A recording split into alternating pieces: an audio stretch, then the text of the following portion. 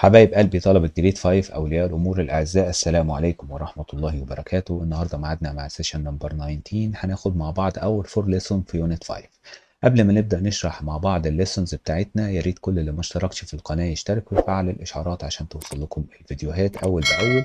أول 3 ليسون هم عبارة عن multiplying by power of 10 و multiplying decimal by whole number و multiplying tenses by tenses. اول حاجة هندرسها مع بعض ازاي نعمل مالتبلاينج للباور اوف 10. احنا اخدنا الموضوع ده قبل كده بس هنركز عليه شوية مع بعض. الرول بتاعت المالتبلاي باي باور اوف 10، لما اعمل تايمز لاي ديسيمال نمبر باي 10 او 100 او 1000، الديسيمال بوينت هتتحرك تو ذا رايت. طب هتتحرك تو ذا رايت لو كان بعمل ملتبلاي باي 10 تتحرك 1 بليس، لو بعمل ملتبلاي باي 100 تتحرك 2 بليسز، لو بعمل ملتبلاي باي 1000 هتتحرك 3 بليسز. طبعا واخدين بالكم ان البليسز ايكوال النمبر اوف زيرو. لو عندي 0.3 تايمز 10، طبعا البوينت هتتحرك تو ذا رايت، تبقى الإجابة بتاعتي 3. طب 3.0 يا مستر، مش المفروض البوينت راحت بعد ال 3؟ يعني بقت 3.0، وطبعا كده الديسيمال بارت بتاعي كله بزيرو فما بكتبوش. طب لو عندي 0.3 تايمز 100 يا مستر، انا زيرو دي البوينت هتتحرك 2 تايمز، انا حركتها كده مره جت بعد ال 3، احط انا زيرو من عندي عشان احرك عليه البوينت كمان. هو الزيروز على الرايت من الديسيمال بورت كلها ما بتأثرش، يعني انا ممكن احط زيروز على الرايت من الديسيمال بورت زي ما انا عايز، وبرضه في الهول بارت بس بحط الزيروز على الليفت من الهول بارت. يعني بدل ما هي 4 تبقى 0 4، بدل ما هي 4 تبقى 0 0 4، كل ده ما بيغيرش النمبر. طب يا مستر البوينت كده اتحركت 2 تايمز بقت 30. طيب 0.3 تايمز 1000، هنا عشان احرك البوينت بكل سهولة هحط من عندي 2 0، يبقى البوينت هتتحرك كم مرة؟ 3 تايمز، تيجي بعد الزيرو يبقى الإجابة بتاعتي 300. طب لو كنت أنا بعمل تايمز لتنسز أو هندردز أو ثاوزندز، الديسيمال بوينت هتتحرك بس المرة دي تو ذا ليفت. يبقى لما بعمل تايمز لديسيمال نمبر او تنسز او هندردز او ثاوزندز، البوينت هتتحرك تو ذا ليفت. طبعا لو بعمل تايمز التنسز هتتحرك 1 بليس، هندردز هتتحرك 2 بليسز، ثاوزندز هتتحرك 3 بليسز. طب يا مستر اديني اكزامبل عشان اشوف البوينت وهي بتتحرك تو ذا ليفت بتتحرك ازاي. لو عندي ديسيمال نمبر 0.5 وعايز اعمل له تايمز باي 0.1 يعني تايمز باي 1 تنسز، البوينت هتتحرك تو ذا ليفت 1 ديسيمال بليس، يبقى البوينت هتتحرك تيجي قبل الزيرو. طب يا مستر انا ممكن احط كمان زيرو من عندي هنا؟ اه ممكن، يبقى زيرو وبعد كده البوينت وبعد كده 0 4.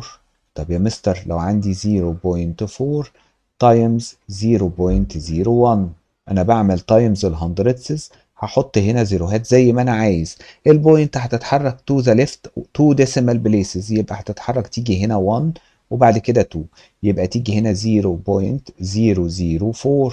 طب يا مستر لو عندي 0.4 برضو تايمز 0.001 يعني 1000، البوينت هنا المفروض تتحرك 3 تايمز، يبقى هحط كام زيرو؟ 3 زيرو، وابدا اقول هتتحرك كده 1 تايم 2 تايمز 3 تايمز، يبقى البوينت جت هنا، يبقى 0.0004. والفور دي مكانها فين بقى دلوقتي؟ بقى في 10,000. طيب نشوف مع بعض دلوقتي حبايبي اكزامبل. عندي 3.7 تايمز 100، البوينت هتتحرك 2 تايمز، يبقى انا هزود زيرو من عندي من هنا واحرك البوينت 2 تايمز. طب بقت يعني 3.70 تايمز 100 يا مستر ايكوال 370. طب هنا يا مستر 3.7 تايمز 1000، هزود انا كام زيرو؟ هزود زيروهات زي ما انا عايز، احط هنا 2 زيرو تايمز 1000، يبقى البوينت هتتحرك تو ذا رايت كام مرة؟ 1 2 3، يبقى الإجابة بتاعتي 3700. طب يا مستر هنا 16.3 تايمز 0.001 يعني ده 1000، كده البوينت هتتحرك تو ذا ليفت، يبقى انا هزود من عندي هنا زيروهين واكتب 16.3 تايمز 0.001. البوينت دي هتتحرك كم مرة تو ذا ليفت؟ 3 تايمز 1 2 3، يبقى الإجابة بتاعتي هي 0.163 يعني 163 10,000. هنا بيقول لي find the result of each of the following. هنا بعمل times 10، البوينت هتتحرك to the right يبقى 754.2. هنا بعمل times 100 يعني البوينت هتتحرك 2 times to the right يبقى 7542. طب يا مستر هنا البوينت بعمل times 1000 يبقى هتتحرك 3 times، يبقى هحط من عندي 0 يبقى النمبر هيبقى 75420. هنا يا مستر بعمل times لتنسز يبقى البوينت هتتحرك بس to the left يبقى 7.542. 75.42 times 100 says البوينت هتتحرك to the left 2 times يعني هتتحرك تيجي قبل ال 7 يبقى 0.7542. طيب هنا 75.42 times 1000 يبقى البوينت هتتحرك 3 times، يبقى انا هزود زيروهات من عندي هنا على الليفت وابدا احرك البوينت 1 2 3 يبقى 0.07542. طب يا مستر في لتر بي بعمل تايمز 10 يبقى هكتب النمبر زي ما هو 39 وهزود عليه 0، او هتخيل ان في بوينت هنا هتتحرك 1 تايمز يبقى هحط 0 عشان تتحرك عليه يبقى برضو 390.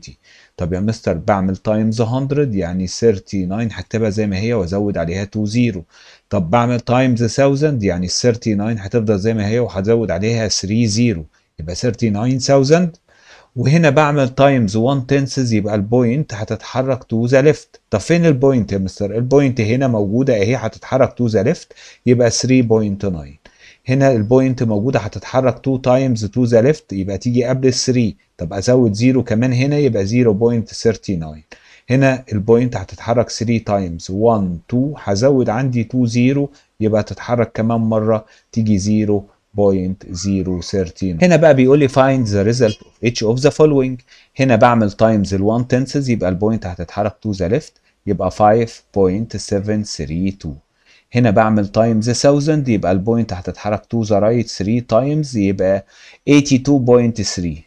82.3. طب يا مستر الزيروهات اللي كانت على الليفت دي ما كتبتهاش لان هي على ليفت الهول نمبر فملهاش لازمه تتكتب. طيب هنا البوينت هتتحرك تو ذا ليفت كم مره؟ 3 تايمز يبقى هزود من هنا من عندي زيروهين وهبدا اتحرك بالبوينت. البوينت مكانها هنا بعد ال 8 1 2 3 يبقى 0.018. طب يا مستر هنا بعمل تايمز 10 البوينت هتتحرك تو ذا رايت يبقى 5.24. بعمل تايمز 100 البوينت هتتحرك تو ذا ليفت 2 تايمز هزود زيروهين من عندي من هنا يبقى 0 1 2 تبقى 0.053. طب يا مستر بعمل تايمز 100 لل 62 هكتب ال 62 زي ما هي وازود 2 0 يبقى 6200. دلوقتي هنتعلم مع بعض ازاي نعمل ملتبلاينج لديسيمال باي ا هول نمبر. لو عندي 0.4 تايمز 3 باول طريقه هنشوف مع بعض ازاي هنعملها. عندي ال 0.4 دي هي 4 تنسز صح كده؟ احنا اخدنا ده قبل كده لما اعمل ال 4 تنسز تايمز 3 يبقى انا بعمل ايه؟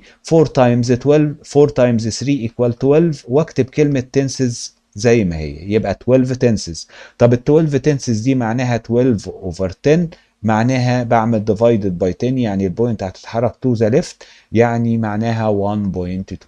طب السكند وايه يا مستر؟ بكتب ال 0.4 فوق كده واعمل تايمز ل 3 وبعدين الاول حاجه بشوف هنا في عندي كام ديسيمال بليس. هنا 1 ديسيمال بليس وهنا 0 ديسيمال بليس اعمل لهم صم يبقى 1 يبقى الريزلت او البرودكت هيبقى فيه 1 ديسيمال بليس. طيب يا مستر هعمل ايه بعد كده؟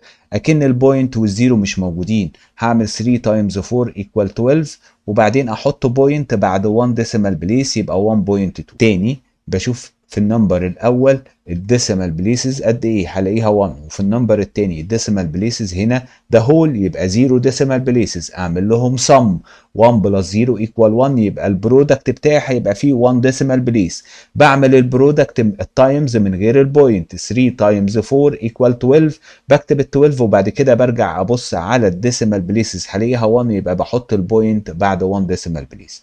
الثيرد واي هي عن طريق الريبيتد اديشن 3 تايمز 0.4 معناها ان ال 0.4 دي هعمل لها بلس كم مرة؟ 3 تايمز، اتكررت 3 تايمز. طب يا مستر اعمل ايه؟ هقول 4 بلس 4 بلس 4 equal 12، هكتب ال 2 وكاري اب 1. بعد كده قابلت البوينت هحطها 1 بلس 0 بلس 0 بلس 0 equal 1، يعني الإجابة بتاعتي ب 1.2. طب لو شرحناها على النمبر لاين هنشرحها ازاي مع بعض؟ رسمنا النمبر لاين وهنبدأ نشوف مع بعض ادي الزيرو وادي ال1، وانا قسمت المسافة من الزيرو لل1 ل 10 equal بارت عشان اعرف التنسز، يبقى كل شرطة صغيرة دي ب1 تنسز. طب يبقى 1 2 3 كده هنا 4 تنسز، يبقى ده 0.4. يبقى اول مرة هعمل من الزيرو لحد 0.4، وبعد كده اعمل كمان 0.4 1 2 3 4، يبقى هنا كده كمان المسافة دي هي 0.4، يبقى اتحركت كده كمان 0.4، وبعدين اعد 4 تنسز 1 2 3 4، يبقى انا هوصل لحد هنا عن طريق النمبر لاين. طب دي النمبر ده يبقى كام؟ النمبر ده هو 1.2، يبقى 1 1 and 1 tenses 1 and 2 tenses، يبقى جبت الإجابة عن طريق النمبر لاين.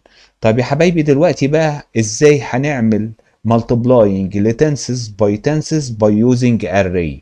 ازاي هنعملها بالاري؟ لو عندي جريد كده، الجريد دي عبارة عن 100، احنا متفقين مع بعض زمان ان كل كولوم هو عبارة عن 0.1، كل كولوم من دول هو 1 تنسز. طب لو انا عايز اعمل 0.4 تايمز 0.3 يا مستر، يبقى كل كولوم من دول هعمله ب 1 تنسز، يبقى انا هعمل كولر ل 4 تنسز، يعني 4 كولوم بالطول، يبقى ده الفور تنسز اللي هي بلونها بالبلو.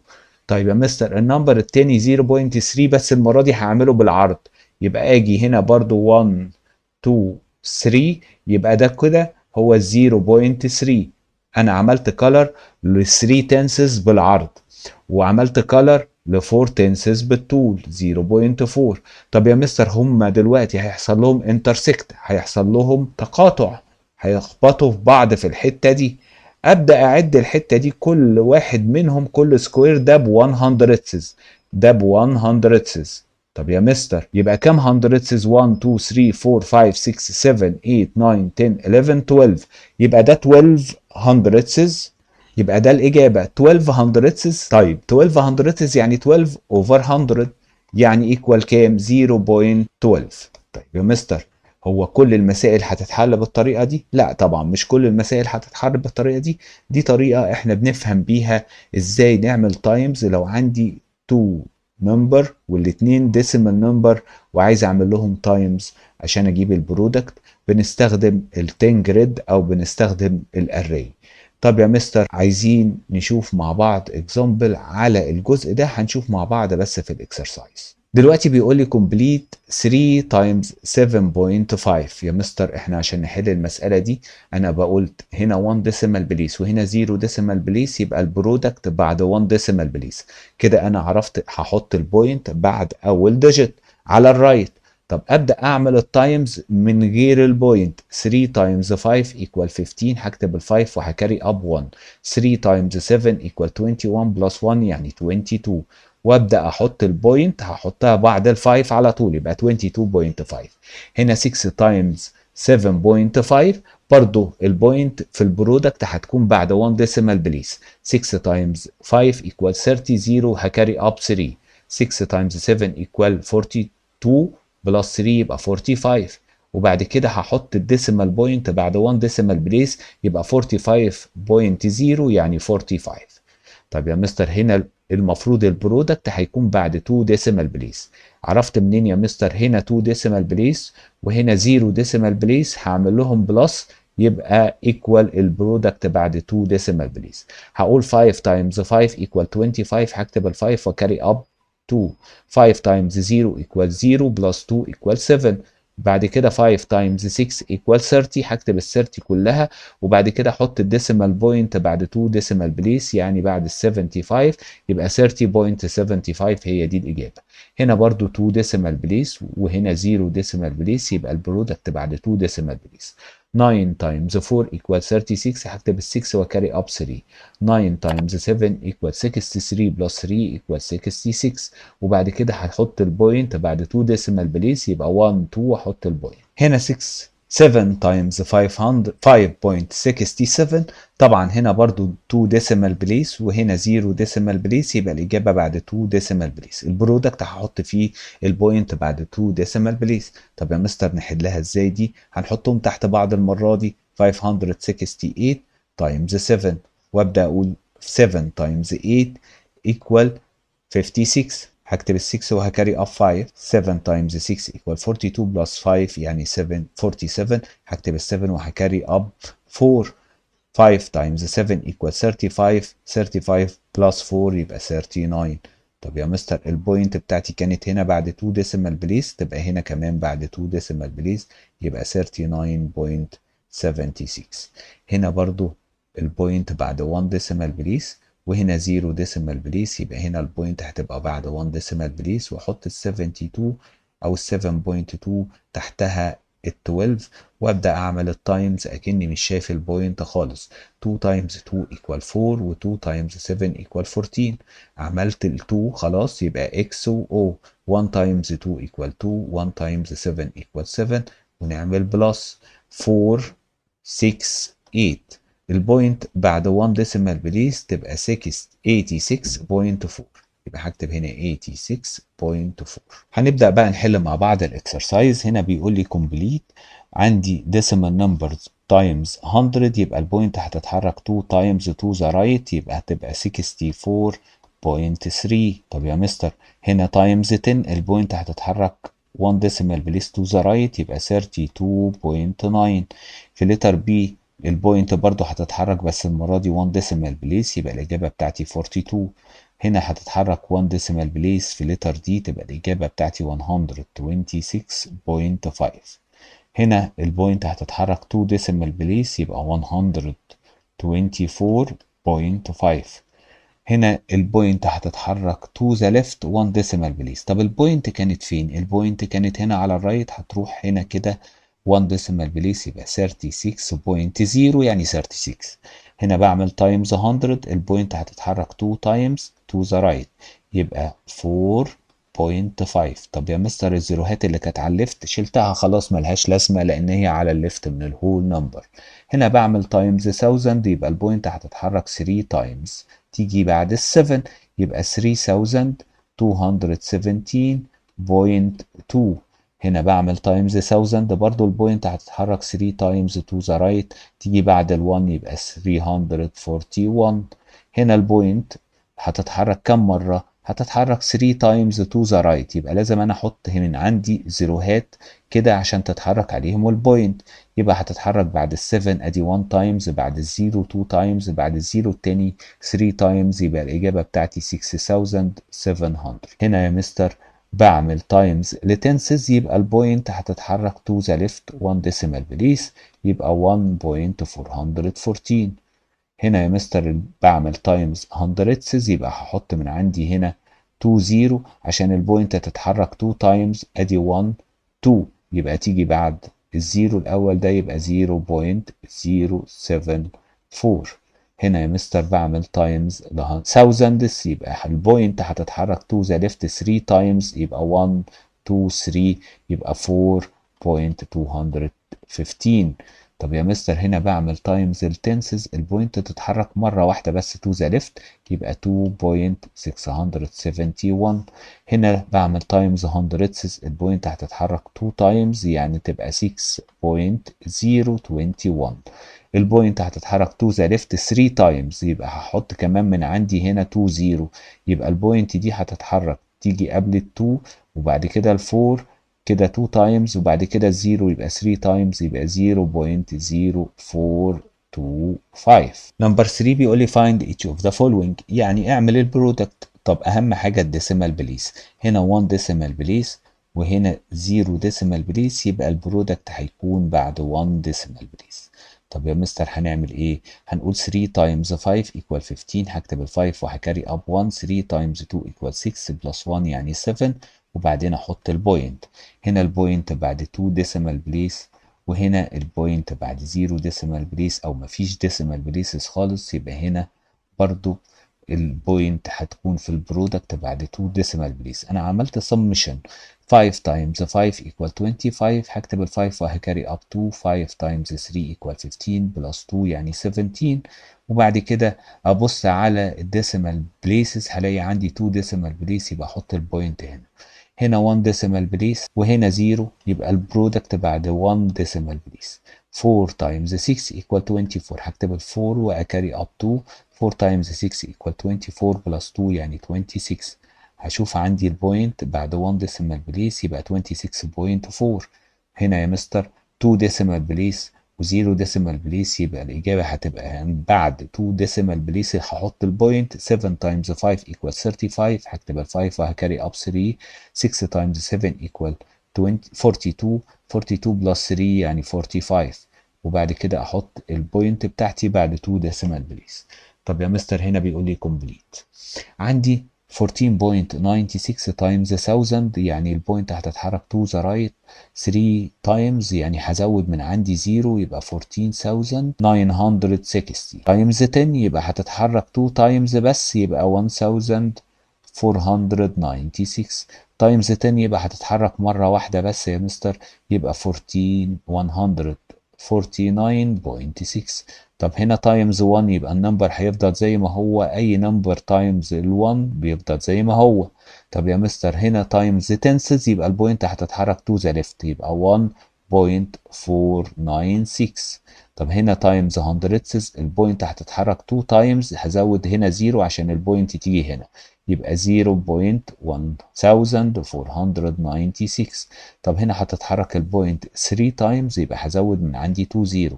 هتتحرك 3 تايمز تو ذا ليفت تيجي قبل الزيرو ده يبقى 0.01496. هنا نفس الطريقة بس مع 25. 25 times 1000 equal 25,000، دي سهلة. 25 times 100 equal 2500. 25 times 10 equal 250 و 25 times 1 equal 25. طب بعمل times التنسز، البوينت هتروح to the left. البوينت هنا كانت بعد ال5 هتروح to the left يبقى تيجي بعد ال5 يبقى 2.5. هنا البوينت هتتحرك 2 times لان انا بعمل times hundredths، يبقى هتتحرك تيجي هنا وكمان مرة هنا، يعني تيجي قبل ال2 بحط انا 0 من عندي يبقى 0.25. طب هنا هحط زيروهين من عندي عشان البوينت هتتحرك 3 تايمز يبقى 1 2 3 يبقى 0.025. هنا بعمل تايمز 1000 لل 5.7 يبقى البوينت هتتحرك كم مرة 3 تايمز، يبقى هزود من عندي 2 0 عشان البوينت تتحرك عليهم يبقى 5700. طب يا مستر هنا البوينت هتتحرك 2 تايمز، يعني هزود 0 1 عشان تتحرك عليه البوينت يبقى 570. طب هنا البوينت هتتحرك 1 تايمز، يعني هتيجي بعد ال7 يبقى 57. هنا البوينت مش هتتحرك لان انا بعمل تايمز لل1، واي نمبر تايمز 1 هيفضل زي ما هو يبقى 5.7. هنا بعمل تايمز لتنسز يبقى البوينت هتتحرك تو ذا ليفت يبقى 0.57. هنا بقى البوينت هتتحرك 2 تايمز تو ذا ليفت يبقى هحط 2 0 عشان اتحرك عليهم 2 تايمز يبقى 0.057. هنا البوينت هتتحرك 3 تايمز يبقى هحط 3 0 عشان تبقى البرودكت 0.0057. في نمبر 5 بيقول لي by using a number line evaluate each of the following 0.3 times 3. طب يا مستر يعني اتحرك كل مرة 0.3 على النمبر لاين. طب ادي كده رحت هنا ل 0.3 اعد 1 تنسز 2 تنسز 3 تنسز وبعد كده 1 تنسز 2 تنسز 3 تنسز، يبقى هاجي هنا تاني مرة انا هكرر الحركة دي 3 تايمز لان انا بعمل تايمز 3 وبعدين هعد 1 تنسز 2 تنسز 3 تنسز، يبقى هتحرك اجي هنا تاني يبقى البوينت اللي انا وصلت لها في الاخر دي هلاقيها 9 تنسز يبقى 0.9. طب هنا يا مستر ال 0.3 هتتحرك كم مرة 4 تايمز. طيب يا مستر ادي 0.3 1 تايمز وبعد كده 0.3 كده 2 تايمز بعد كده 0.3 يبقى كده 3 تايمز وبعد كده 0.3 يبقى 4 تايمز يبقى ده 1.2. يبقى الإجابة بتاعتي 1.2. دلوقتي بقى هنستخدم البيز اوف 10 جريد وفايند البرودكت عشان اجيب البرودكت. طب يا مستر انا اول نمبر عندي هو 9 تنسز. 9 تنسز يعني هكلر كام كولوم؟ 9. يبقى هكلر كل الجريد ما عدا اخر كولوم بس. كل ده هعمل له كلر بالشكل ده. نركز شويه واحنا بنكلر. انا هعمل ال 9 تنسز وكل كولوم من دول بتنسز، يبقى انا هكلر 9 كولوم بالشكل ده. وبعد كده ال 0.5 دي معناها ايه يا حبايبي؟ معناها 5 روز بالعرض. يعني هكلر ال 5 روز بالعرض بس هعملهم بلون تاني، بلون مختلف. طيب هنعملهم باللون البلو. هعمل ادي كولوم رو، وادي رو 2، 3 روز بالشكل ده، 4 روز كده، 4 تنسز، 5 تنسز، يبقى بالشكل ده. وارجع بقى كده اشوف هما حصل لهم انترسكت في قد ايه هندردسز. طب يا مستر يبقى باللون الاحمر كده هنبدأ نشوف الجزء ده كام هندردسز. ابدأ اعد السكويرز اللي جوه عشان اعرف هي كام هندردسز. طب احنا عشان نعد السكوير هنقول 1 2 3 4 5، ودول كام؟ 1 2 3 4 5 6 7 8 9. يبقى 5 تايمز 9 equal 45. يبقى 45 هندردسز. يبقى هنكتب البرودكت بتاعي ب 0.45. لتر اي بيقول لي 0.7 تايمز 0. يبقى هعمل كلر ل 0.7 يعني 7 كولوم، و 0.8 يعني 8 روز. طب هنكلر وبعدين نرجع نشوف مع بعض الانترسكت، والانترسكت ده هو هيكون البرودكت. كده احنا عملنا كلر ل 7 كولوم باللون الجرين، وعملنا كلر ل 8 روز باللون البلو. هنبدأ نشوف مع بعض الانترسكت، هو الجزء اللي باللون الاحمر ده اللي انا بعمل له كلر او بحدده باللون الاحمر. طب يا مستر الجزء ده هنعد السكويرز اللي جوه، كل سكوير ب 100 سز. طب لو عديناهم هنلاقيهم كام؟ 7 times 8 دي array. 7 times 8 equal 56 يعني 56 هندردسز. 56 هندردسز دي يا مستر معناها 0.56 يعني 0.56 ده البرودكت. هنا 0.5 times 0.6 برضو بنفس الطريقة هنكلر 5 كولوم باللون الجرين و6 روز باللون البلو. زي ما انتوا شايفين كده بعد ما عملنا كلر وحددنا جزء الانترسكت باللون الاحمر، هتلاقي عندك 30 سكويرز يعني 30 هندردسز يعني 30 اوفر 100 يعني 0.30. وممكن اشيل الزيرو اللي في الديسيمال بارت يبقى 0.3. طيب نمبر 7 بقى بيقول لي find the unknown letter in each of the following. طب يا مستر هو عايز الانون لتر. طب يا مستر هو هنا بيعمل ايه؟ هنا بيعمل اكسباند فورم. يعني 496 equal 4 تايمز. طبعا ال4 دي موجوده في ال100 بليس يبقى 4 تايمز 100. طب ال9 موجوده في ال10 بليس يعني 4 تايمز 10 بلس 6. طبعا دي سهله جدا. هنا ال6 موجوده في ال1000 بليس يعني 6 تايمز 1000. وال1 موجود في ال100 بليس يعني 1 تايمز 100. والفور موجودة في التن بليس يعني 4 تايمز 10. طب يا مستر هنا 20403. ال2 موجودة في ال 10000 يعني الاف دي عبارة عن 10000. والفور موجودة في ال100 يعني الجي عبارة عن 100. طيب يا مستر هنا في لتر دي عندي ال7 موجودة في ال 10000 يبقى الاتش دي برضو عبارة عن 10000. طيب الاي دي ال8 موجودة في ال1000 بليس يبقى الاي عبارة عن 1000. طب ال5 موجودة في ال100 يبقى الجي عبارة عن 100. وال9 موجودة في ال10 بليس يعني الكي عبارة عن 10. هنا في لتر اي عايز ال والال هي البرودكت. طب يا مستر هنعمل البرودكت ده 8032 تايمز 1000. هنكتب ال 8000 زي ما هي 32، وبعد كده هزود عليها 3 زيرو يبقى ال بتاعتي هي 8 مليون 32000. طب هنا عشان اجيب الام هشوف ال5 موجودة في انهو بليس، هلاقيها في بليس ال10 بليس. طب يا مستر الفور موجودة في الوانس بليس يعني 4 تايمز 1 هو ما كتبهاش. ال2 موجودة في التنسز يبقى 2 تايمز 0.1. وال9 موجودة في الهندردسز يعني 9 تايمز 0.01. هنا يا مستر البي ال5 دي موجودة فين؟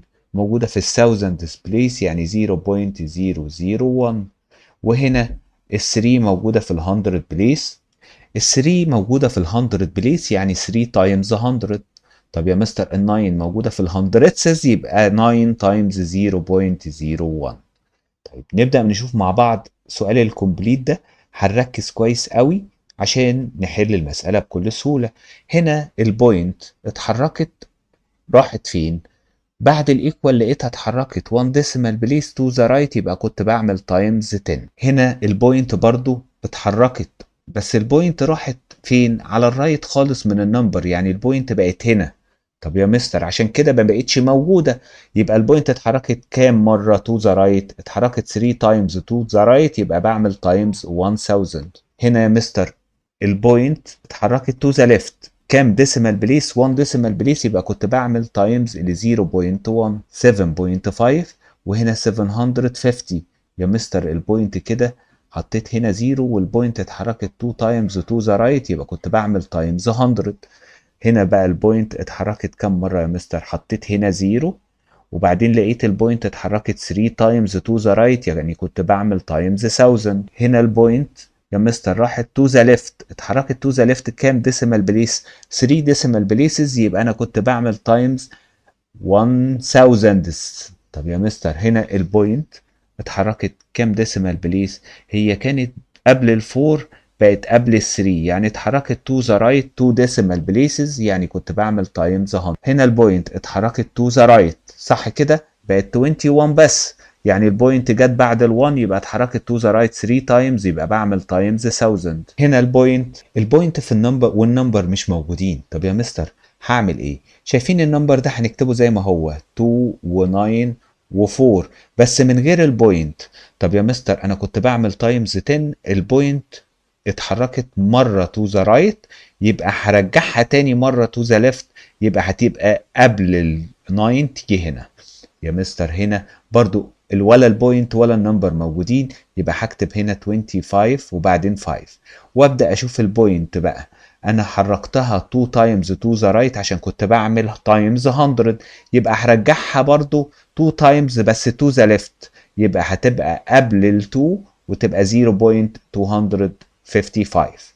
هنا لازم الاول احل البلس ده وبعد كده اعمل التايمز. عشان اعمل البلس لازم ازود هنا 0 عشان النمبر اوف ديسيمال بليسز يبقى ايكوال 0 بلس 2 ايكوال 2، بعد كده 7 بلس 1 ايكوال 8، قابلت البوينت هحطها في مكانها 2 بلس 2 ايكوال 4، وبعد كده ال10 بليس هنا بزيرو وهنا ب7 يبقى 7.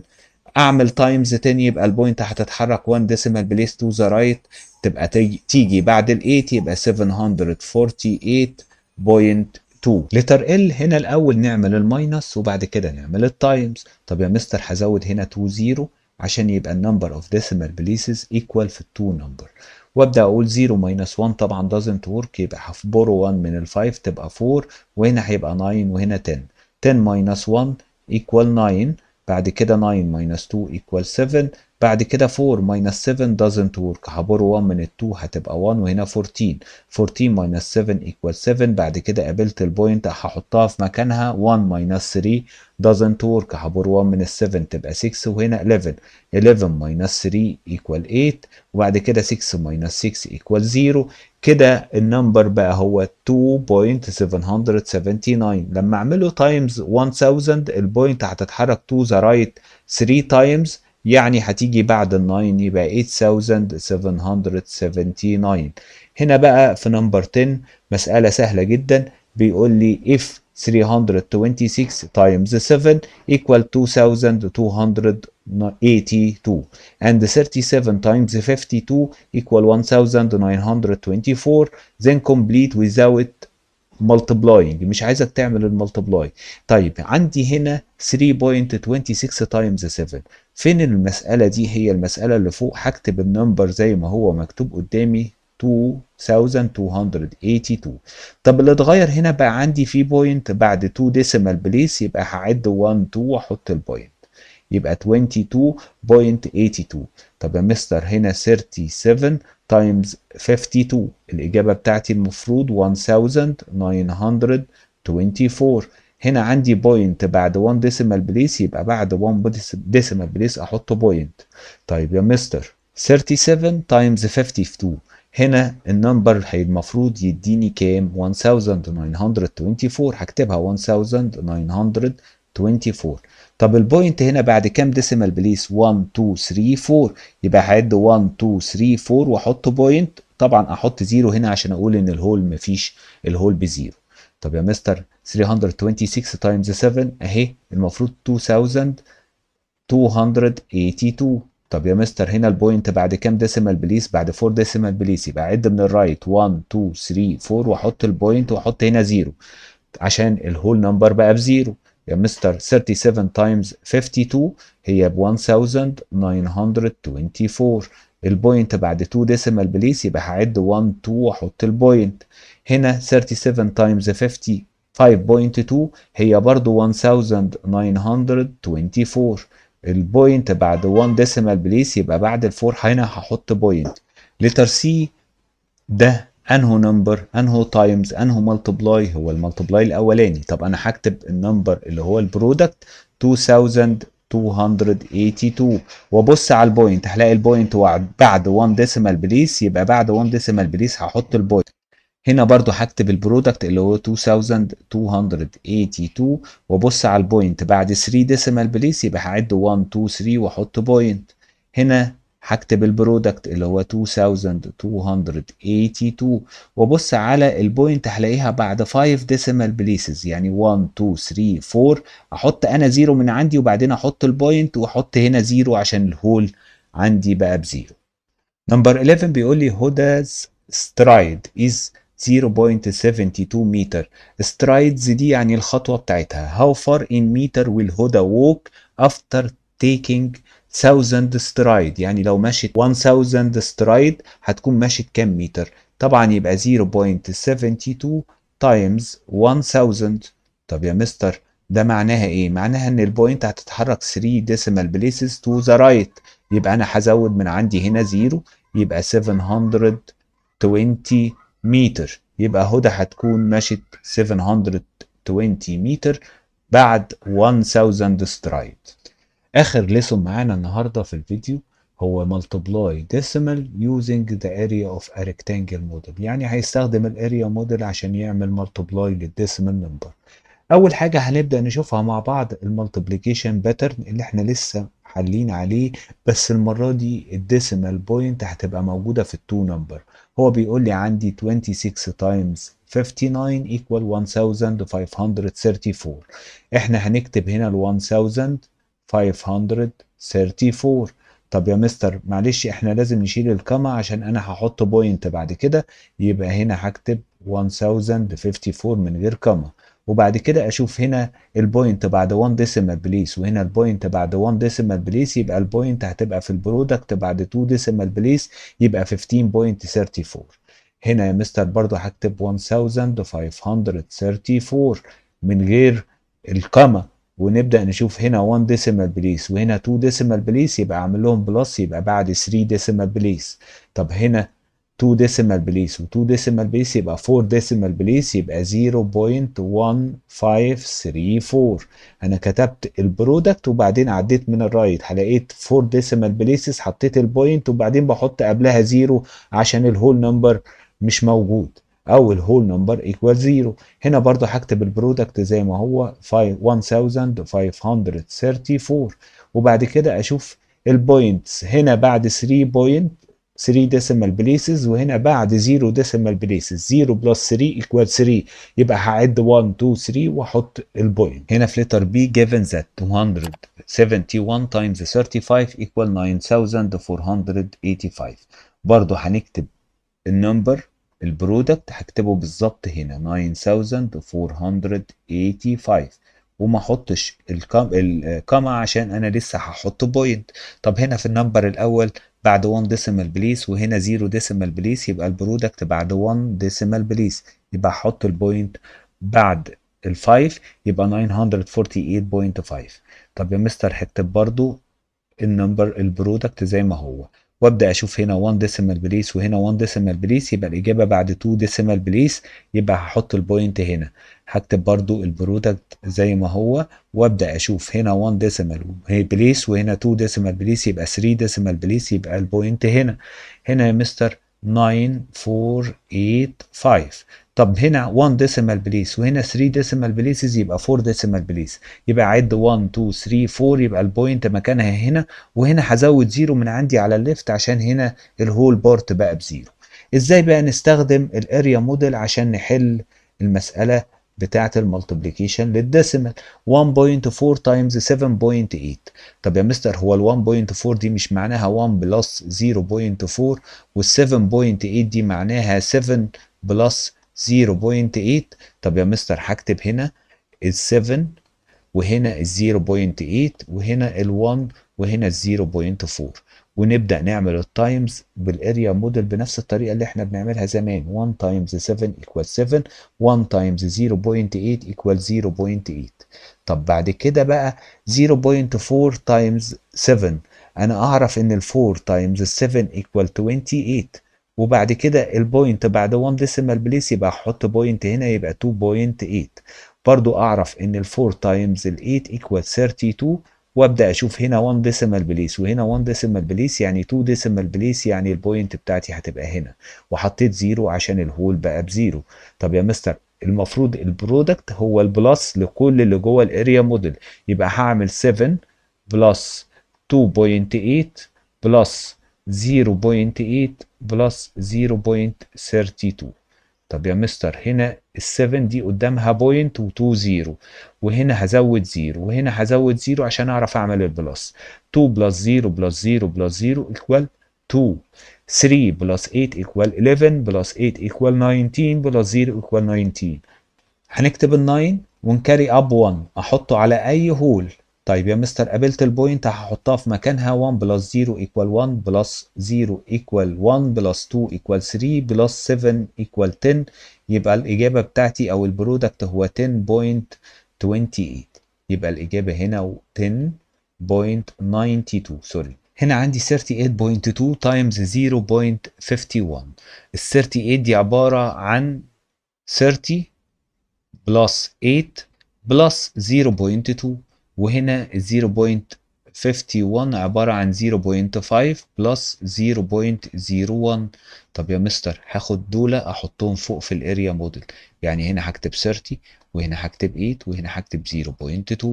طب يا مستر هنا هكتب 0.5 وهنا 0.01، وابدا اعمل التايمز عادي خالص.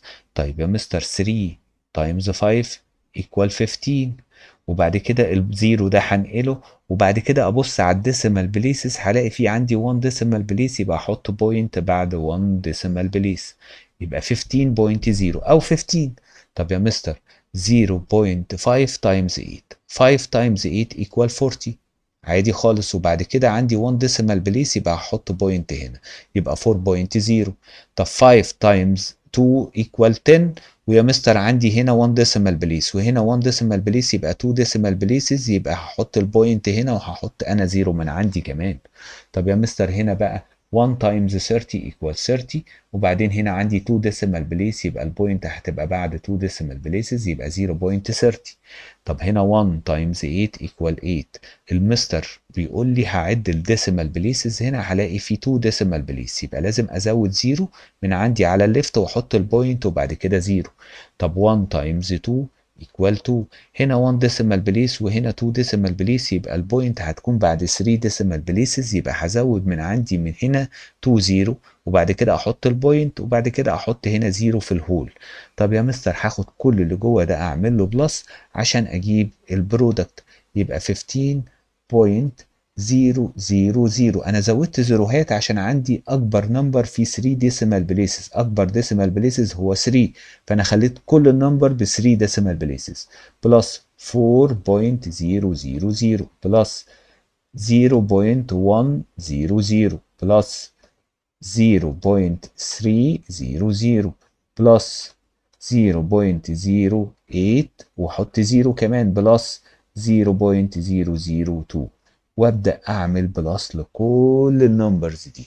ابدا من الديسيمال من الثاوزندز بليس، ابص كده هلاقي 2 بلس 0 ايكوال 2، بلس 0 بلس 0 بلس 0 كل ده 0 يبقى فيه 2 بس. الهندردز هنا 0 بلس 8 ايكوال 8، وهنا 0 وهنا 0 وهنا 0 وهنا 0 يبقى 8. التنسز بليس هلاقي هنا 0 بلس 0 بلس 3 يبقى 3 بلس 1 ايكوال 4، 4 بلس 0 ايكوال 4 بلس 0 ايكوال 4، يبقى هكتب هنا 4 واحط بعد كده البوينت قابلتها. طب بعد كده الوانس بليس هلاقي كل الوانس بزيرو ما عدا هنا 4 وهنا 5 يبقى ايكوال 9.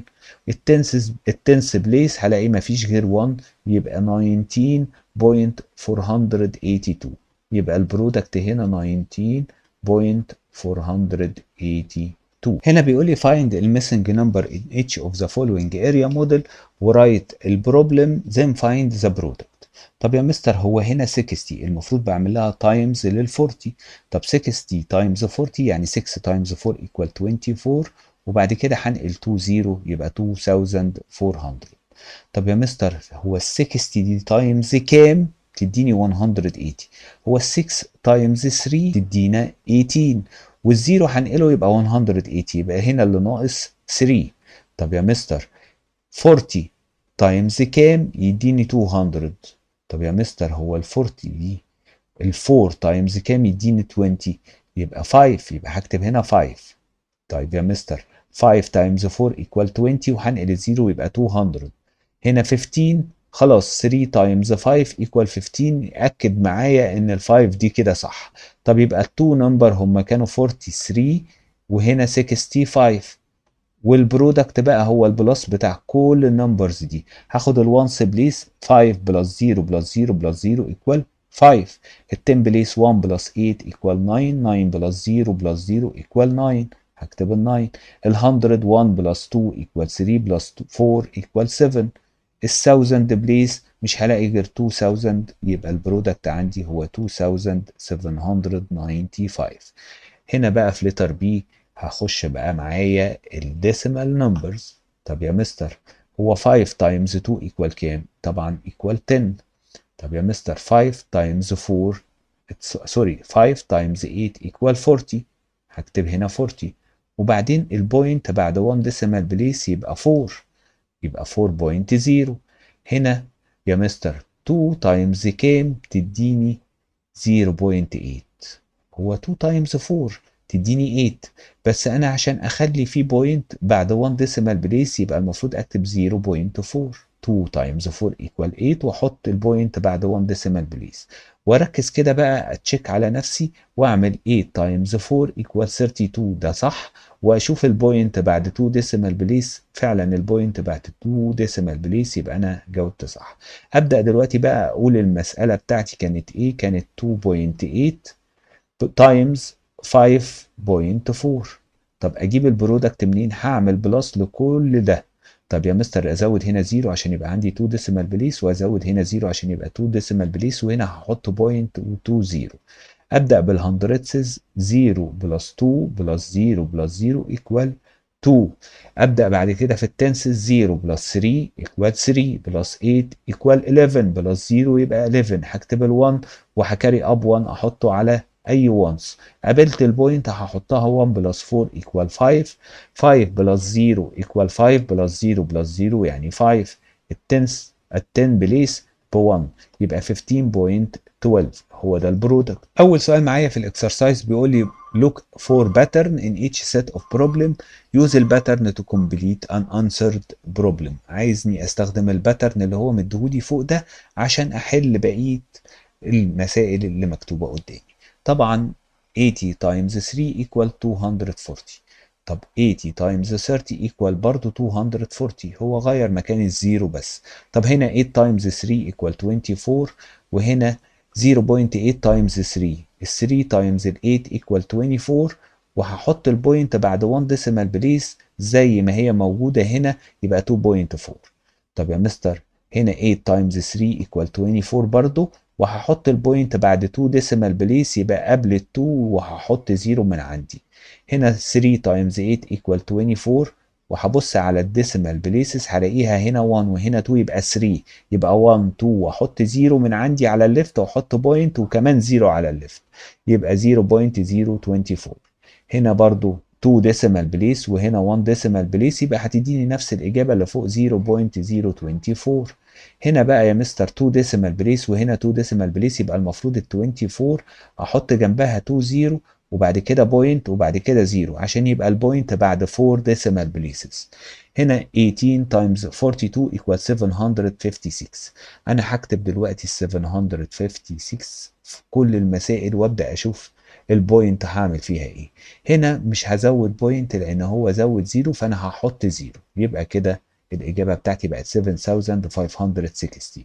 هنا هكتب برضو 756 زي ما هي وهنا 1 ديسيمال بليس وهنا 1 ديسيمال بليس يبقى الإجابة البرودكت بعد 2 ديسيمال بليسز. هنا برضو هكتب 756 وابدا اشوف الديسيمال بوينت هنا 1 وهنا 2 يبقى 3 يبقى البوينت هتبقى هنا واحط 0 من عندي. هنا برضو هكتب 756 وابدا اشوف البوينت هنا 3 وهنا 1 يعني 4 1 2 3 ويبقى ازود 0 واحط بوينت وكمان ازود 0 من عندي عشان الهول. طب يا مستر هنا برضو هكتب 756 ابدا اشوف البوينت هنا 2 بوينت 2 ديسيمال بليسز يبقى بعد 2 ديسيمال بليس هحط البوينت لان هنا مفيش ديسيمال بليسز. هكتب برضو 756 وابدا ابص على البوينت.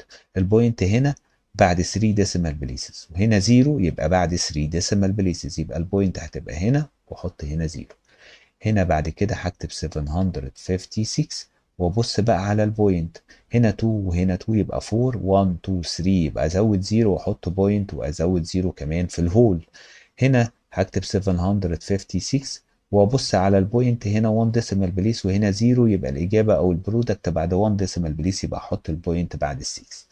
هنا الباترن بيقول لي ان 156 times 56 equal 8792. طب يا مستر هنا هكتب ال 8792 وهلاقي هنا ما حطش بوينت هنا زود 0 لان هي بقت 560 يبقى لازم ازود 0 هنا يبقى 87.87920. طب يا مستر هكتب برضو 8792 هنا حط البوينت بعد 1 ديسيمال بليس وهنا 1 ديسيمال بليس يبقى 2 ديسيمال بليس يبقى احط البوينت هنا. هنا برضو هكتب 8792 وابدا ابص على البوينت هنا 1 وهنا 2 يبقى 3 ديسيمال بليسز. طب يا مستر هكتب برضو 8792 هنا 2 ديسيمال بليسز وهنا 2 ديسيمال بليسز يبقى 4 ديسيمال بليسز يبقى البوينت قبل ال 8 وحط 0. اكتب برضو 8792. طب ابص بقى هنا 2 ديسيمال بليس وهنا 1 ديسيمال بليس يبقى 3 ديسيمال بليسز.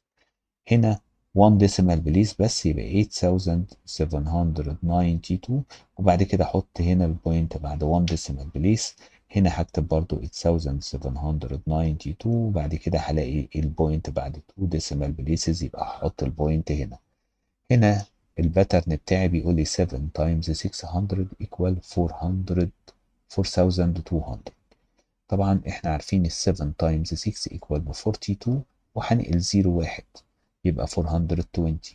هنا 7 times 0.6 7 times 6 equal 42 وعندي decimal بليس هي بعد 1 بوينت بعد 1 decimal بليس يبقى هحط البوينت هنا.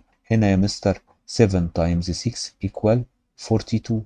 طب هنا عندي 1 decimal بليس وهنا 1 decimal بليس يبقى في 2 decimal بليسز يبقى احط هنا بوينت وهزود من عندي 0 عشان الهول بقى ب0. طبعا 7 times 6 equal 42 وابدا اشوف هنا 2 ديسيمال بليس وهنا 1 ديسيمال بليس يبقى 3 ديسيمال بليسز يبقى هزود من عندي 2 0 وابدا اعد 1 2 3 واحط البوينت. هنا برضو هكتب ال 42 زي ما هي وهزود هنا زيروهين كده وابدا اشوف هنا 2 ديسيمال بليسز وهنا 2 ديسيمال بليسز يبقى 4 ديسيمال بليسز 1 2 3 4 واحط بوينت وهزود كمان 0 عشان الهول بتاعي بقى 0. هنا بيقول لي use an area model to complete each of the following. عندي 1.3 times 6.8. طب يا مستر ال 6.8 هي عبارة عن 6 plus 0.8 وال 1.3 هي عبارة عن 1 بلس 0.3. 1 times 6 equal 6 وهنا 1 times 0.8 يبقى 0.8. بعد كده 3 times 6 equal 18 وعندي البوينت بعد 1 decimal place. 3 times 8 equal 24 وعندي البوينت بعد 2 decimal places يبقى 0.24. هحطهم كلهم واعمل لهم بلس. هنا 6 واحط قدامها بوينت و2 0 وبعد كده 0.8 وهزود 0 من عندي. طيب هنا 1.8 وهزود 0 من عندي. هنا 0.24 وهنبدأ نعمل البلس. الهندردسز هلاقي كل الهندردسز كله 4. التنثز 8 بلس 8 equal 16 بلس 2 equal 18. 8 وهكاري اب 1 احط البوينت وبعد كده 7 بلس 1 equal 8 يبقى 8.84. في لتر بي 5.7 تايمز 9.1 انا رسمت الاريا موديل بتاعتي يبقى هنا 9 بلس 0.1 وهنا 5 بلس 0.7. ابدا اعمل التايمز. 5 تايمز 9 equal 45. بعد كده 5 تايمز 1 equal 5 وعندي البوينت بعد 1 decimal place يبقى 0.5. هنا 7 تايمز 9 equal 63. 63 واحط بوينت بعد 1 decimal place يبقى 6.3. 7 تايمز 1 equal 7 وعندي البوينت بعد 2 decimal places يبقى هزود 0 و0 واحط البوينت بعد 2 decimal place. طب يا مستر انا عايز اعمل بلس يبقى 45.00 بلس 0.50 بلس 6.3 وهزود 0 بلس 0.7 لا 0.07. بعد كده هنعمل البلس. الهندردسز كله ب7. التنسز 5 بلس 3 equal 8. هحط البوينت. الوانس بليس 5 بلس 6 equal 11. هكتب ال1 وهكاري اب 1. 4 بلس 1 equal 5 يعني البرودكت بتاعي 51.87. لتر سي عندي 4.2 تايمز 5.6. هكتب هنا 4 وهنا 0.2 وهنا 5 وهنا 0.6. 4 تايمز 5 equal 20. 5 تايمز 2 equal 10 والبوينت بعد 1 decimal place يبقى هحط البوينت هنا. 6 تايمز 4 equal 24 وبعدين البوينت بعد 1 decimal place يبقى هنا. 6 تايمز 2 equal 12 والبوينت بعد 2 decimal places تبقى هنا. عشان نعمل البلس بطريقة أسهل هزود هنا بوينت و2 0 وهزود هنا 0 وهزود هنا 0 واعمل البلس جوه الاريا موديل. الهندردسز هنا بزيرو بلس 2 بلس 0 بلس 0 equal 2. طيب التنسز 0 بلس 1 equal 1 بلس 4 equal 5 بلس 0 equal 5 يبقى هكتب 5 في التنسز. قابلت البوينت هحطها. الوانس بليس 1 بلس 0 بلس 2 equal 3 هكتب ال 3. التنس بليس مش هلاقي غير 2 بس يبقى 23.52. لتر دي هحل بنفس الطريقة. هنا 2 وهنا 0.6 وهنا 8 وهنا 0.3. 2 times 8 equal 16. 2 times 3 equal 6 والبوينت بعد 1 decimal place. 6 times 8 equal 48 والبوينت بعد 1 decimal place يبقى 4.8. 6 times 3 equal 18 وعندي البوينت بعد 2 decimal place يبقى 0.18. هخلي البوينتس كلها بعد 2 decimal place وهزود هنا 0 واعمل بلس للهندردسز. 0 بلس 8 بلس 0 بلس 0 equal 8. في الهندردسز التنسز بليس 6 بلس 1 equal 7 بلس 8 equal 15. هكتب ال 5 وهكاري اب 1 على اي وانس احط هنا ال1 وبعد كده قابلت البوينت هحطها. 1 بلس 0 equal 1 بلس 4 equal 5 بلس 6 equal 11. ادي ال1 وهكاري اب 1 على التنسز والتنس بليس 1 بلس 1 equal 2 يعني 21.58. نمبر 3 بيقول لي look at the area model. Some number are missing. Use the information provided to fill in the blank. Write the problem and then find the product. عايز البرودكت. طب يا مستر هنا ناقص نمبر هو ده ناتج عن ايه؟ 50 times 8. 5 times 8 equal 40 وبعد كده هزود الزيرو يبقى 400. طب يا مستر هنا 20 وهنا كام عشان يدينا 80 يبقى 20 times 4. يا مستر عرفتها منين؟ عرفت ان 2 times 4 equal 8 وبعد كده هنقل الزيرو. طيب يا مستر 8 times 4 equal 32 أكدت لي الإجابة بتاعتي. البرودكت بقى هو السم بتاع كل ده، يعني التو نمبر هما 28 تايمز 54 والسم هيطلع كام؟ الوانس بليس كله هنا ب 2. 10 بليس 3 بلس 0 equal 3 بلس 8 equal 11. هكتب ال 1 وهكاري اب 1 احطه على ال 100 بليس. 1 بلس 4 equal 5. مفيش 100 تاني يبقى هكتب ال 5. ال 1000 بليس هلاقي 1 بس يبقى 1512. هنا بقى النمبر هنا كان كام وهنا كان كام؟ طبعا ال 6 عشان تبقى 12 يبقى كنت بعمل تايمز 2. طيب يا مستر 2 تايمز 6 equal 12. هنا في 0 يبقى لازم كمان يبقى هنا في 0 عشان يبقى في هنا 2 0. طيب يا مستر ال 20 دي تايمز كام؟ تدينا 80. 2 تايمز ال 4 equal ال 8. يبقى 20 تايمز 4 equal 80. كده انا كملت النمبر صح كلها ان شاء الله، لان 4 تايمز 6 equal 24. ابدا اشوف التو نمبر هما 26 تايمز 64 وابدا اشوف السميشن هو البرودكت. 4 في الوانس بليس يبقى ما فيش غير 4. التنس بليس او التن بليس سوري 6 بلس 2 equal 8 بلس 8 equal 16. هكتب ال 6 وهكاري اب 1 على اي 100. 1 بلس 3 equal 4. 4 بلس 2 equal 6. ال 1000 بليس مفيش غير 1 يبقى 1664. لتر جي هنا بيقول لي كام تايمز 7 ادانا 350. هو طبعا 5 تايمز 7 equal 35. طيب عشان ازود زيرو هنا يبقى لازم احط هنا زيرو. طب يا مستر 7 تايمز كام يدينا 35؟ 7 تايمز 5. طب يا مستر 7 تايمز 0.3. 7 تايمز 3 equal 21. وانا المفروض البوينت بعد 1 ديسيمال بليسز يعني 2.1. طب يا مستر هنا 0.2 تايمز 0.3. 2 تايمز 3 equal 6. وبعدين البوينت هتبقى بعد 2 ديسيمال بليسز يبقى احط 0 هنا وبعدين احط البوينت. عشان اجيب البرودكت هعمل لكل دول بلس. طب يا مستر هنا بوينت و2 0 وهنا بوينت و2 0 وهنا بوينت و2 0 وهنا بوينت و2 0 وهنا هزود 0.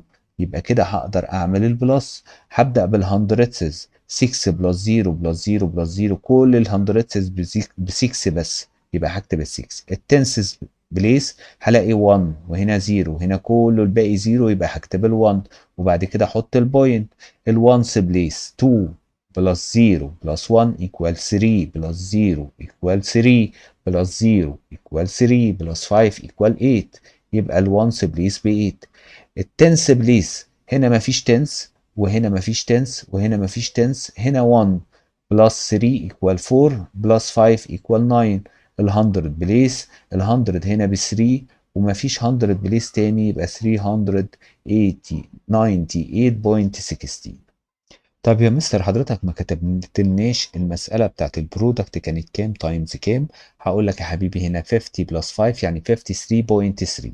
يبقى دي 53.3 تايمز 7 بلس 0.2 يعني 7.2 يدينا 398.16. لتر اتش يا حبايبي هقول الاول 10 تايمز 4 دول ظاهرين قدامي اهو 10 تايمز 4 equal 40. طيب يا مستر هنا 10 تايمز كام يدينا 3. طب يا مستر هي 10 تايمز 3 يدينا 30 وبعدين هرجع البوينت قبل الزيرو تبقى 3. طب يا مستر يبقى انا كنت بعمل تايمز هنا ل 0.3. سهلة جدا اهي 10 تايمز 0.3. الاول 10 تايمز 3 equal 30 وهحط بوينت بعد 1 ديسيمال بليس يبقى الزيرو هيروح يفضل 3. طب 10 تايمز كام equal 0.7 زيها بالظبط هي 0.07. ليه يا مستر؟ ليه المرة دي هندردسز؟ هقول لك يا حبيبي انت اعمل 7 تايمز ال 10 equal 70. ادي ال 70. عايز البوينت ترجع تيجي قبل ال 7 يبقى هترجع تيجي قبل ال 7 يبقى انت كنت بتعمل تايمز هندردسز. يعني يا مستر انا هتحرك بالبوينت 2 تايمز يعني هتحرك هنا 2 تايمز يبقى 0.07. او في طريقة تانية اسهل هاخد ال 0.7 اعمل لها divided by 10 يعني هقول 0.7 divided 10 واحنا عارفين في الديفايدد البوينت هتتحرك to the left 1 decimal place هيدينا 0.07. طب يا مستر هنا 4 تايمز كام؟ تدينا 16. 4 تايمز 4. طب اتاكد ان 0.3 دي صح. 0.3 تايمز 3 المفروض 3 تايمز 4 equal 12 والبوينت بعد 1 decimal place يبقى 1.2 تبقى صح. طب 4 تايمز 7 equal 28 والبوينت بعد 2 decimal place يبقى 0.28. طب اجيب النمبر الاول يبقى 4.37 تايمز هنا 10 بلس 4 equal 14. طيب يبقى البرودكت هو كل اللي جوه ده معمول له تايمز. الاول احط البوينت والزيروهات، هنا 2 0 وهنا بوينت و2 0 وهنا ازود 0 وهنا بوينت و2 0 وهنا ازود 0 عشان اخلي كل الديسيمال بليسز ايكوال في كل النمبر. بعد كده هبدا بالتنسز بليس، هلاقي التنسز بليس ما عنديش غير ال8 بس يبقى هكتب ال8. بعد كده الهندردسز 7 بلس 2 ايكوال 9. 9 بلس 2 equal 11 وهنا 0 0 0 يبقى 11. 1 وهكاري اب 1 احط البوينت واحطه على الوانس بليس. 1 بلس 0 equal 1 بلس 1 equal 2 بلس 3 equal 5 بلس 0 equal 5 بلس 6 equal 11. يبقى هكتب ال1 وهكاري اب 1 احطه على اي تنس بليس. هنا 1 بلس 4 equal 5. 5 بلس 1 equal 6 يبقى 61.18. نمبر 4 بيقول لي complete. Since 38 times 47 equal 1786. ده الباترن. طب يا مستر يبقى انا هكتب النمبر زي ما هو 1786 وبعدين ابص بقى على الديسيمال بليسز، هنا 1 وهنا 2 يبقى 3 يبقى هحط البوينت هنا. طب يا مستر هنا 11.3 times 4.5 equal 50.85. طب يا مستر النمبر ده زي ما هو كده هكتبه هنا تاني بالظبط 50 بس من غير البوينت و85 وبعدين ارجع هنا ابص على البوينت بعد كام ديسيمال بليس. هنا بعد 2 ديسيمال بليس وهنا بعد 0 ديسيمال بليس يبقى الاجابه بتاعتي برضو بعد 2 ديسيمال بليس يبقى 50.85. in the opposite area model عايز الفاليو بتاعت الكي بلس الاكس. طب يا مستر الكي دي بكام؟ الكي دي ب 12. ليه جبتها 12؟ 2 تايمز 6 equal 12. طب يا مستر الاكس بكام؟ هي دي اللي انا مش عارفها. طب يا مستر مش الاكس تايمز ال 0.7 equal 0.28. ده اجيبها ازاي طيب؟ كام تايمز ال 0.7 هيديني 28. 0.28.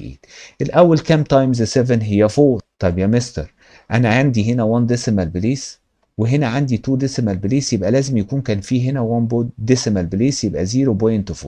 يبقى انا كده جبت الاكس وجبت الكي. الام والان انا مش عايزهم يبقى هعمل ايه؟ هعمل بلس ال 12 بلس 0.4 equal 12.4 يبقى هكتب هنا 12.4. طب يا مستر فروم ذا اوبجكت موديل عايز ام بلس ان. طيب انا عايز الام بكام والان بكام؟ قبل ما اجيب الام والان هبدا لازم يكون عندي الاكس والواي. هجيب الواي الاول منين؟ بص هنا يا حبيبي 0.3 تايمز كام؟ يديني 0.15. انا ماليش دعوه دلوقتي بالبوينت. 3 تايمز كام؟ يدينا 15. 3 تايمز 5. طب هنا عندي 1 ديسيمال بليس وهنا 2 ديسيمال بليس يبقى هنا لازم يكون كان في 1 ديسيمال بليس يبقى الواي دي ب 0.5. طيب يا مستر عايز اجيب الاكس. الاكس دي اجيبها منين؟ اجيبها من 1 تايمز كام؟ يدينا 3. طبعا تايمز 3. كده بقت سهله، كده اقدر اجيب الان واقدر اجيب الان. طب ازاي هجيب الام؟ اجيب الام من 3 تايمز 3 equal 9 وهحط البوينت بعد 1 ديسيمال بليس يبقى 0.9. طب اجيب الان منين؟ اجيب الان من 1 تايمز 0.5 ب 0.5. طب يا مستر يبقى ام بلس ان equal 0.5 بلس 0.9. طيب يا مستر 9 بلس 5 equal 14. هكتب الفور واكاري اب 1. قابلت البوينت هحطها 1 بلس 0 equal 1 يبقى 1.4. هنا بيقول لي choose the correct answer 3 times 2000. طبعا سهلة جدا. 2 times 3 equal 6000 يبقى هختار 6. هنا 3 tenths times 4 tenths equal 12 tenths اهو 12 tenths سهلة جدا. طب يا مستر هنا البرودكت بتاع 0.9 times 5 5 times 9 equal 45 وهحط البوينت بعد 1 decimal places يبقى 4.5. هنا 4.3 times 3.4 هاخدهم تحت بعض الأول من غير الديسيمال بوينت أو بالديسيمال بوينت واكتبهم كده وابدأ أقول أنا عندي هنا 1 ديسيمال بليس وهنا 1 ديسيمال بليس يبقى البرودكت هيكون بعد 2 ديسيمال بليسز وابدأ أعمل التايمز 4 times 3 equal 12 2 هكاري أب 1 4 times 4 equal 16 plus 1 equal 17 يبقى بعد كده هعمل x و o 3 times 3 equal 9 و 3 times 4 equal 12. طب يا مستر اعمل البلس هنا 2 7 plus 9 equal 16 6 وهكاري up 1 1 plus 1 equal 2 plus 2 equal 4 وهحط ال 1 ده لان 1 plus 0 equal 1 يبقى ابدا بعد كده اشوف ال 2 decimal places يبقى 1 2 واحط البوينت يبقى 14.62 اللي هي لتر C. طب يا مستر هنا 2.85 times 4.1 برضو هنا 2 decimal place وهنا 1 decimal place يبقى الإجابة بتاعتي بعد 3 decimal places. طب يا مستر أحطهم الأول تحت بعض وأبدأ أعمل التايمز 1 times 5 equal 5 1 times 8 equal 8 1 times 2 equal 2 بعد كده عملت ال 1 خلاص يبقى x و o 4 times 5 equal 20 0 هكاري up 2 4 times 8 equal 32 plus 2 يبقى 34 هكتب ال 4 وكاري up 3 4 times 2 equal 8 plus 3 equal 11.